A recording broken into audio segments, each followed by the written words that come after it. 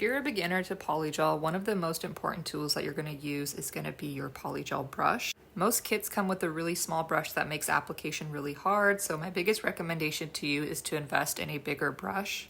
I've worked with Polygel for about 4 years, and my brand just released a medium-sized Polygel brush. We will eventually come out with larger sizes, but to start, we wanted to come out with something that was in between the smaller and bigger size so that it's easy for both beginners and more advanced artists to use. And we wanted to make sure that the top of it was tapered and very thin. It had kind of a rounded top to get into those cuticle areas. And of course the handle is acetone resistant. And I also wanted to do a really cute design because I've never seen a cute design for any Polygel brush all these years. Whether you prefer 70% or 91% isopropyl alcohol as your slip solution, both are compatible with the brush. To design this brush, I had two main things in mind. One is kind of the base of the brush head, just making sure there was enough surface area and especially more density towards the base. This is important because 80% of your Polygel application is just a tapping and patting and dragging motion like I'm doing here.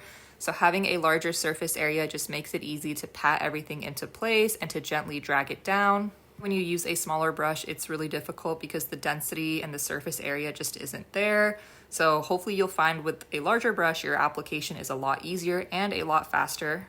And this also helps with the sidewalls as well. There's enough density for you to just easily swipe those sidewalls and remove any excess product, which is also very important when working with Polygel. And the second important kind of key feature with this brush is that it gradually becomes thinner as it transitions to the top of the brush head. So as you can see here, the top of the brush head is very thin and it's slightly rounded, which helps with the cuticle area and the apex. Makes it really easy to tuck that Polygel right into that cuticle area, and then also making sure that you have an apex with enough structure and strength.